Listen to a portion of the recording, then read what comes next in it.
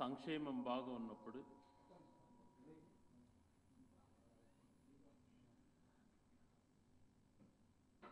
ఆ సంక్షేమం వాళ్ళకి చేరినప్పుడు వాళ్ళతో ఉన్నటువంటి పేదరికం పోవాలా అని చెప్పి ఆలోచన చేయాలి ఏ రాజకీయ నాయకుడైనా. 1994లో ఎన్టీ రామారావు గారు హామీలు ఇచ్చి అధికారంలోకి వచ్చిన తర్వాత 95లో ఎన్టీ రామారావు గారి దగ్గర నుంచి అధికారాన్ని ఎన్టీ రామారావు గారిని వెన్నుపోటు పొడిచి బలవంతంగా రాజకీయ అధికారాన్ని లాక్కున్నటువంటి చంద్రబాబు నాయుడు గారు అక్కడి నుంచి తను పేదలపైన ఉన్నటువంటి పగను తీర్చుకుంటూ వస్తున్నారు. సబ్సిడీలు ఇవ్వటం అన్నది పులి మీద స్వారీ లాంటిదని, సబ్సిడీలు అవసరం లేదని చెప్పి, ఆ సబ్సిడీ కాలం చెల్లిపోయిందని చెప్పి మాట్లాడుతున్నటువంటి వ్యక్తి చంద్రబాబు నాయుడు గారు. దానికి అనుగుణంగానే తను ఒక పుస్తకం మనసులో మాటలో కొన్ని పాయింట్లు తీసుకుంటే తను క్లియర్గా చెప్పడం జరిగింది. సంక్షేమానికి నేను తను ఎంత వ్యతిరేకం అన్నది క్లియర్గా తనలో మెన్షన్ చేయడం జరిగింది. పేద ప్రజలకు ఎటువంటి సబ్సిడీ అవసరం లేదు అని చెప్పి ఎన్టీ రామారావు గారు ముఖ్యమంత్రిగా అధికారంలోకి వచ్చి ₹2 కిలో బియ్యం చేశారు. 1996లో నాటి దాని ఖర్చు ఏడాదికి 712 కోట్ల రూపాయలు ఉంటుంది. నేను అధికారంలోకి వచ్చిన తర్వాత ఆ ఖర్చు భరించరానిదిగా భావించి మళ్ళీ ₹350 పెంచాము. 1999లో ఈ రేటు ప్రకారం సబ్సిడీ కిలోకు ₹6, ఏడాది ఖర్చు ₹1100 అని చెప్పి తన పుస్తకంలో రాసుకునేటువంటి విధానం అయితేనేమి,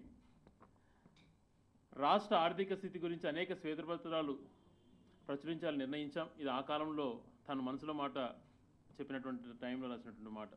అదే రకంగా ఇప్పుడు శ్వేతపత్రాలు వదులుతున్నాడు.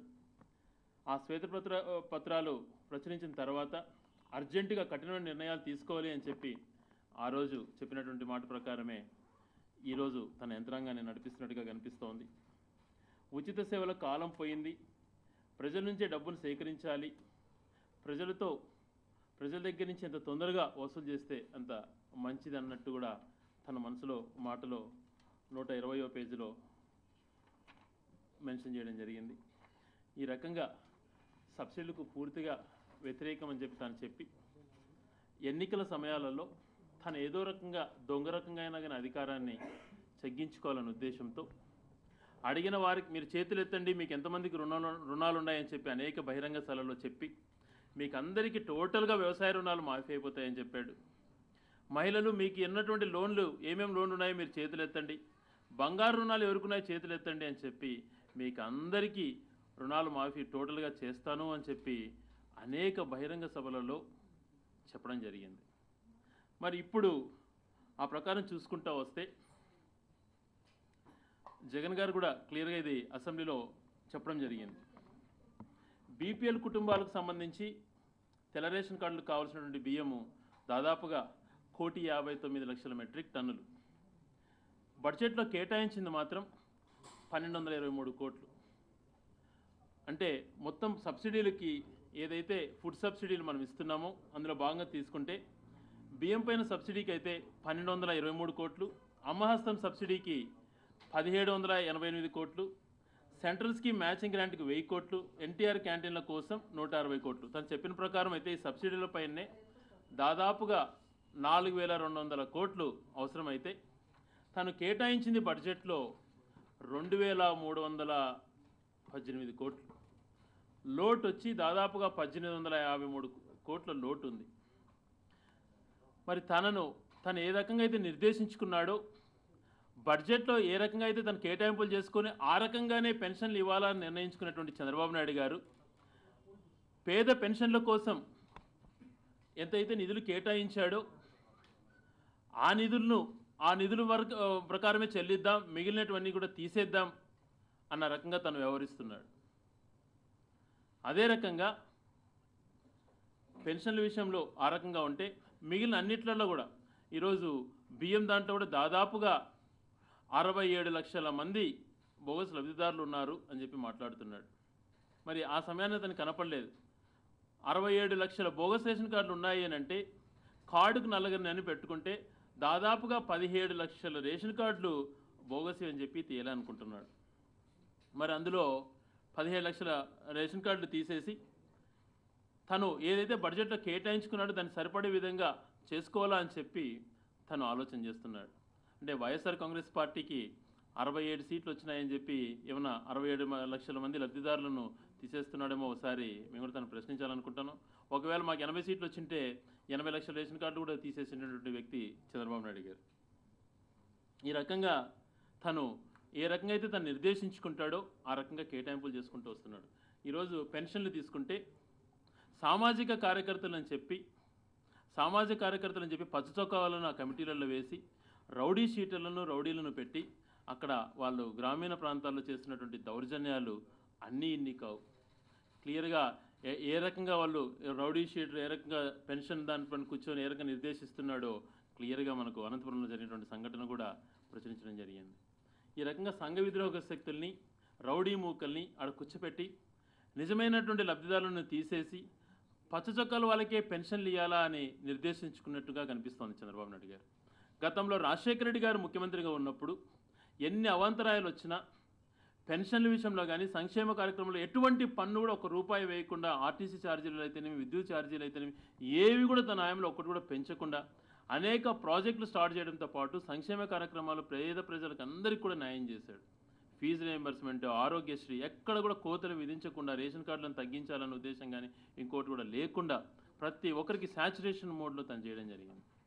ఈరోజు ఏవో 1-2 కారణాలు చూపించి లక్షలాది రేషన్ కార్డులు తీసేయాలా అని చెప్పి ఏ రకంగా బడ్జెట్ వాళ్ళు కేటాయించుకున్నారో ఆ రకంగా నిధులు సరిచేయాలా అని చెప్పి ఆలోచన చేస్తూ ఉన్నారు చంద్రబాబు నాయుడు గారి ప్రభుత్వం. మరి గతంలో క్లియర్ కట్గా చంద్రబాబు నాయుడు గారు సుప్రీంకోర్టు ఆదేశాలకు వ్యతిరేకంగా ఉంది, ఆధార్ కార్డు అవసరం లేదు అని చెప్పి మాట్లాడినటువంటి చంద్రబాబు నాయుడు గారు అనేక సార్లు ఈరోజు ప్రతి అంశం ఆధార్కు ముడిపట్టి ఉండాల్సిందే అని చెప్పి మాట్లాడుతున్నాడు. తాను అధికారంలో ఉండేటప్పుడు ఒక మాట, లేనప్పుడు ఒక మాట. మరి ఇదే ధైర్యంగా ఏదైతే ఇప్పుడు అమలు చేస్తున్నాడో ఆ రోజు ఎన్నికల బహిరంగ సభలలో చెప్పాల్సింది. నేను ఈ రకంగా 80% వికలాంగులతనం ఉంటేనే మీకు వికలాంగుల పెన్షన్లు ఇస్తాను, ఆధార్కు లింక్ చేయబోతున్నాను, ఈ రేషన్ కార్డులు అన్నీ తీసేయబోతాను అని చెప్పి ఎందుకు చెప్పలేకపోయినాడు? ఆ రోజు ఓట్లు వేయించుకోవాలి, అధికారం ఏదో రకంగా చెక్కించుకోవాలా అన్న దురాలోచన తప్పితే పేద ప్రజల కోసం ఏ రోజు ఆలోచన చేసేటువంటి వ్యక్తి చంద్రబాబు నాయుడు గారు కాదు అని చెప్పి గతంలో అలాగే ఉన్నాడు, ఇప్పుడు అదే కొనసాగిస్తున్నాడు. తన ఉద్దేశంలో ఏది కూడా ఆరోగ్యశ్రీ ఉండకూడదన్న ఉద్దేశం ఉన్నట్లుంది. తను ఏది కూడా ఇవన్నీ కూడా తన మనసులో మాటలు తీసుకున్న ఇప్పుడు ఈ సమయాన తను వివరిస్తున్నటువంటి తీరు చూస్తే ప్రతి ఒక్క సంక్షేమ కార్యక్రమానికి మంగళం పాడాలని ఆలోచన చేస్తున్నట్టుగా క్లియర్ కట్గా మనకు కనపడుతుంది. మరి ఆ రోజు బహిరంగ సభలలో మాట్లాడేటప్పుడు ఇటువంటివి ఉంటాయి అని చెప్పి ఎందుకు మాట్లాడలేకపోయాడు? చేతులు మరీ ఎత్తిచ్చి అన్ని రుణాలు మాఫీ చేస్తాను, మీ అందరికీ కూడా మాఫీ అయిపోతాయని చెప్పి ఆ రోజు పదే చెప్పినటువంటి వ్యక్తి ఈరోజు అనేక క్రైటీరియాస్ పెట్టుకొని ఏదో ఓ రకంగా తను ఏదైతే నిర్దేశించుకున్నాడో, ఎంత డబ్బులైతే ఇవ్వాలనుకున్నాడో దాని ప్రకారం అనుగుణంగానే చేయండి అని చెప్పి తన కార్యకర్తలను ఆదేశించుకుంటూ పోతున్నాడు. రాజ్యాంగ శక్తులు ప్రభుత్వం పైన వివరిస్తున్నాయి. గ్రామీణ ప్రాంతాలలో అంతా కూడా ఈ సామాజిక కార్యకర్తలన్న నెపంతో రౌడీ షీట్లను పెట్టి బీద వాళ్ళని, ముసలి వాళ్ళని వాళ్ళ ఇష్టానుసారం వివరిస్తున్నారు. వీళ్ళకి ఎవరు హక్కు ఇచ్చారు? ఇది ప్రజాస్వామ్యంలో ఇది మంచి పరిణామం కాదు. అర్హులైనటువంటి వాళ్ళను రేషన్ కార్డులు తీయాలని వీళ్ళు అనుకున్నా, అర్హులైనటువంటి వాళ్ళు పెన్షన్దారులను తీసేయాలని చెప్పి వీళ్ళు అనుకున్న న్యాయస్థానం ఉంది. న్యాయస్థానం ద్వారా కానీ ప్రజా పోరాటం కానీ మేము ఖచ్చితంగా చేస్తాం. మరి ఆ పెన్షన్లో ఉన్నటువంటి కోతలు ఏ రకంగా అయితే బడ్జెట్ కేటాయింపులు చేసుకుందో సరిచేయాలనుకున్నాడో, మరి పచ్చ చొక్కా వాళ్ళకే పెట్టి మిగిలిన వాళ్ళకి అన్నిటి కూడా తీసేయాలన్న ఉద్దేశం కూడా వాళ్ళకు ఉన్నట్టుగా కనిపిస్తోంది. అందుకే ఆ రకమైనటువంటి రాజ్యాంగ శక్తులైనటువంటి రౌడీ మూకలను ఆ కమిటీలలో వేసుకొని ఈరోజు వాళ్ళ ఆఫీసులలో కూర్చొని నిర్దేశిస్తున్నారు. ప్రజాస్వామ్యంలో ఇది మంచి పరిణామం కాదు. మనసులో ఒకటి పెట్టుకొని మీడియాకు ఒకటి చెప్తూ ప్రజలకు ఇంకోటి చెప్తూ రకరకాల మల్టిపుల్ ఫిగర్స్తో చంద్రబాబు నాయుడు గారు వ్యవహరిస్తున్నటువంటి తీరు మనకు కళ్ళకు కట్టినట్టుగా కనిపిస్తూ ఉంది. ముఖ్యమంత్రి కాకమునిపే నా పైన అటాక్ చేసినటువంటి వ్యక్తి తను ఎక్కడున్నా పట్టుకోండి, అతనే మొత్తం ఎర్రచందనాన్ని స్మగ్లింగ్ చేస్తున్నాడు అని చెప్పి గవర్నర్ కూడా లేఖ రాసినటువంటి వ్యక్తి చంద్రబాబు నాయుడు గారు. నిన్న కూడా మా సోదరులు ఒకరు ఈ విషయం ప్రస్తావించడం జరిగింది. కానీ ఈరోజు కోర్టు తను నిర్దోషిగా ప్రకటించింది. మరి చంద్రబాబు నాయుడు గారు పొంతన లేనటువంటి మాటలకు అర్థమవుతోంది. ఈరోజు ఎర్రచందనం వ్యవహారం చూస్తే ఈ 5 నెలల నుంచి పూర్తిగా స్మగ్లింగ్ జరుగుతూ ఉన్నట్టుగా కనిపిస్తోంది. టెండర్ల పేరుతో వేల టన్నుల యొక్క ఎర్రచందనాన్ని మాయం చేస్తున్నారు. ఈరోజు శాటిలైట్ పిక్చర్స్ ద్వారా కానీ గత 5 నెలల నుంచి ఏ రకంగా చెట్లు కొట్టేసింది అన్నీ కూడా ఒక ఎంక్వైరీ చేస్తే బయటపడేటువంటి అవకాశం ఉంటుంది. పూర్తిగా ఏదో తను ఖండిస్తున్నట్టుగా మాట్లాడుతూ చాప కింద నీరులాగా ఇప్పుడు తెలుగుదేశం కార్యకర్తలు పూర్తిగా ఎర్రచందనం స్మగ్లింగ్లో ఇన్వాల్వ్ అయినట్టుగా స్పష్టంగా కనిపిస్తూ ఉంది. ఈ రకంగా బయట కొట్టి మాట్లాడుతూ లోపల లక్షల కోట్ల ప్రజా సొమ్మును వీళ్ళు దుర్వినియోగం చేస్తున్నారు. ఈ రకంగా స్మగ్లింగులు వాళ్ళని ప్రోత్సహిస్తూ వాళ్ళని వెనకేసుకొస్తున్నటువంటి విధానం చూస్తే నిజంగా భయంకరంగా ఈ గతంలో ఎన్నడూ కూడా లేనంత విధంగా కనిపిస్తోంది. మరి చంద్రబాబు నాయుడు గారి ఏదైతే కుట్ర జరిగిందని అంటున్నాడో, తనపైన దాడి జరిగిందని చెప్తున్నాడో చంద్రబాబు నాయుడు గారు, ఈరోజు నిన్న కోర్టు ముగ్గురిని ముద్దాయిలుగా దాంట్లో ఉన్నటువంటి వాళ్ళను ప్రకటిస్తే దాంట్లో ఒక వ్యక్తి నరసింహారెడ్డి అనేటువంటి వ్యక్తి స్పష్టంగా తెలుగుదేశం కార్యకర్త. తను పూర్తిగా జిల్లాలో వైఎస్ఆర్ జిల్లాలో తన ఫోటోలు పూర్తిగా తెలుగుదేశం చంద్రబాబు నాయుడు గారి ఫోటోలతో ప్రచార కార్యక్రమాలలో కూడా పాల్గొన్నటువంటి విధానం ఈ రోజుకి కూడా పూర్తిగా తెలుగుదేశం కార్యకర్తగా అక్కడ తను పెరుగుతున్నాడు. మరి ఇవన్నీ చూస్తే ఆ రోజు జరిగినటువంటి దాడి కుట్ర కూడా మ్యాచ్ ఫిక్సింగ్ ఏమో అనుమానించాల్సిన పరిస్థితి వస్తుంది. మరి ఈరోజు తెలుగుదేశంలో ముఖ్యమైనటువంటి కార్యకర్తగా ఉంటున్నాడు. మరి ఇటువంటి వ్యక్తి ఈరోజు కోర్టు అతను తప్పు చేశాడని చెప్పి తనని శిక్ష ప్రకటించినటువంటి మాట ఇది. అతను వ్యవహరించినటువంటి తీరు స్పష్టంగా మీరు అందరూ కూడా చూడొచ్చు. తను ఈరోజు తెలుగుదేశం పార్టీకి ముఖ్య నాయకుడిగా కడప జిల్లాలో వెలుగొందుతున్నాడు. కడప పార్లమెంట్కి నిలబడినటువంటి అభ్యర్థికి అయితేనేమి, రాయచూటి అభ్యర్థిగా నిలబడినటువంటి వ్యక్తికి పూర్తిగా సహాయ సహకారాలను ఆర్థిక సాయం అందిస్తూ స్మగ్లర్లను ప్రోత్సహిస్తున్నటువంటి ఉదాహరణలు ఇవి. ఇటువంటివన్నీ చేస్తూ ఇతరులపైన నిందలు. మరి అటువంటి స్మగ్లర్లు ఈరోజు చూస్తే ప్రతి ఒక్క చోట స్మగ్లర్లు అయితేనేమి, కూనీదారులు అయితేనేమి, రౌడీలు అయితేనేమి ఇటువంటి వాళ్ళందరినీ వెనకేసుకొని వాళ్ళని సామాజిక కార్యకర్తలుగా చెప్పుకుంటూ రాష్ట్రాన్ని ఇష్టం వచ్చినట్టు రౌడీ రాజ్యంగా చేయడానికి చంద్రబాబు నాయుడు గారు ప్రయత్నిస్తున్నట్టుగా స్పష్టంగా కనిపిస్తూ ఉంది. మరి ఈ రకమైనటువంటి అన్నీ పెట్టి ఏ రకంగా ప్రజలను అన్ని రకాలుగా కూడా ఇబ్బందులకు గురి చేయాలా అన్న ఆలోచన వాళ్ళకు కలుగుతా ఉంది. ఈరోజు అధికారంలోకి వచ్చి మేము 100 రోజులే అయింది, మేము చేయబోతాం, అవి చేస్తాం, ఇవి చేస్తాం, 100 రోజులకి ఏం చేయగలుగుతాం మేమని చెప్పి మాట్లాడినట్టు వాళ్ళు రైతుల రుణమాఫీ గురించి 100 రోజులలో 100 పిట్టకథలు చెప్పాడు చంద్రబాబు నాయుడు గారు. ఆ 100 పిట్టకథలు కూడా వింటూనే ఉన్నాం. కానీ ఈరోజు మళ్ళీ కొత్తది ఏదో స్టార్ట్ చేశాడు, బాండ్లు రూపంలో చేస్తానని. కానీ ఎన్నికల హామీలు అలా చెప్పలా, పూర్తిగా రుణాలు మాఫీ చేస్తానన్నాడు. దాన్ని మళ్ళీ 1.5 లక్షలు అన్నాడు. అనేక సార్లు ఆ పిట్టకథలలో ఇంకా సంబరాలు చేసుకొని అయిపోయిందన్నాడు. ఇప్పటికి కూడా క్లారిటీ లేకుండా తను ఏదో మళ్ళీ బాండ్ల రూపంలో అని అంటున్నాడు. ఇవి అంటే ఇది అంతం కాదు ఆరంభము, ఆరంభం ఇదే ఆరంభం అనే మాట తనకు అర్థం కావట్లేదు. కానీ పూర్తిగా అంటే ఏదో రకంగా తప్పుదోవ పట్టించే విధంగా రోజుకొక కథ చెప్తున్నట్టుగా మనకు స్పష్టంగా కనిపిస్తుంది. కానీ రైతులకు మేలు చేసే విధంగా అయితే తన నుంచి స్పష్టమైనటువంటి నిర్ణయం ఇంతవరకు తను వెలిపించలేదు అన్నది కనిపిస్తోంది. మరి ఈ రకంగా బడ్జెట్ కేటాయింపులు చూసుకున్నా, జరుగుతున్న పరిణామాలు చూస్తున్నా, పేద ప్రజలకు ఖచ్చితంగా అన్యాయం చేసేటట్టుగా స్పష్టంగా కనిపిస్తున్నట్టు అనేక సార్లు మేము మాట్లాడడం. అసెంబ్లీలో ఈ అంశం ప్రస్తావించదలుచుకుంటే మైక్ కట్ చేయడం జరిగింది. తర్వాత మీడియా బ్రీఫింగ్లో కూడా మా నాయకుడు చెప్పడం జరిగింది. ఏదైతే మేము భయపడ్డామో ఆ కేటాయింపు తగ్గట్టుగా మోసాలు జరుగుతుంది, పేద ప్రజలకు అన్యాయం చేస్తారని మేము ఏ రకంగా అయితే భయపడ్డామో ఆ రకంగా ఈరోజు వీళ్ళు నిర్ణయాలు తీసుకోబోతున్నట్టుగా స్పష్టంగా మనకు కనిపిస్తోంది. మరి తను నిర్దేశించినటువంటి అమౌంట్ను సరిచేయాలనంటే బియ్యంలో కానీ, బియ్యంకి ఇచ్చే సబ్సిడీలలో కానీ, లేకపోతే పెన్షన్లకు ఇచ్చేటువంటి సబ్సిడీలో కానీ ఏదైతే బడ్జెట్లో కేటాయింపులు చేసుకున్నారో దానికి అనుగుణంగా మిగతా లబ్ధాలందరినీ తీసేసి కొంతమంది పచ్చకాల వాళ్ళకే మేలు చేయాలని ఆలోచనకు వచ్చినట్టుగా కనిపిస్తుంది. కాబట్టి దీన్ని మేము అంత ఈజీగా వదలం. డెఫినెట్గా ప్రజా పోరాటం చేసి నిజమైన లబ్ధిదారులను ఎక్కడైతే తీస్తారో అక్కడ ప్రజలకు అండగా ఉండి పోరాటం చేస్తాం. దయ ఉంచి ఇప్పుడైనా వీళ్ళు ఆలోచన చేయాలి.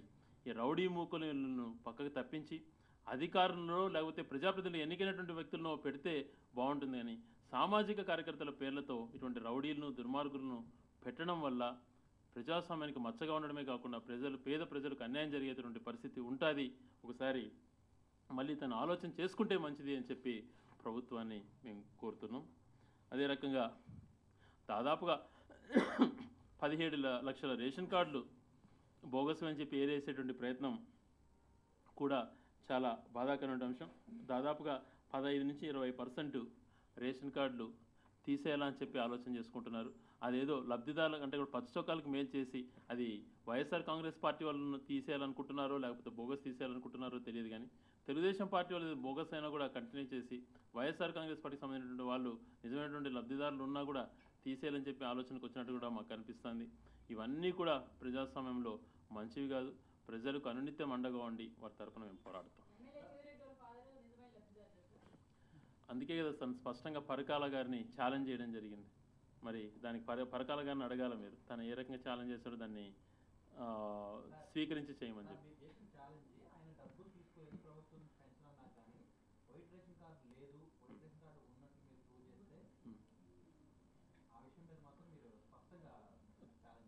స్పష్టంగా రేపు అందుకే కదా తనను చర్చకు బహిరంగ చర్చకు పిలవడం జరిగింది. మరి పరకాల గారు దానికి అంగీకరించాలి.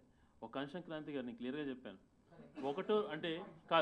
ఒకటో రెండో ఇటువంటివి చూసి దాదాపుగా 67 లక్షల మందిని తీసేయాలా అని చెప్పి ఒకటో రెండో దొంగ కారణాలు చూపించడం కాదు.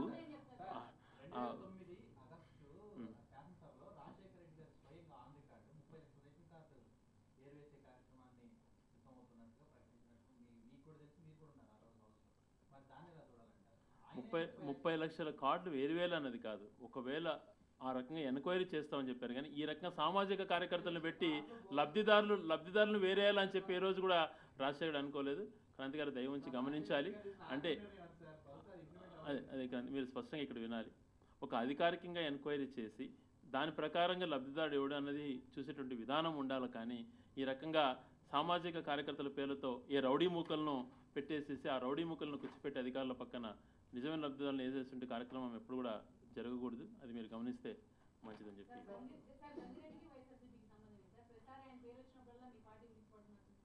మేము ఎప్పుడు ఉలికిపడాల్సినటువంటి అవసరం మాకు ఎప్పుడు కూడా లేదు.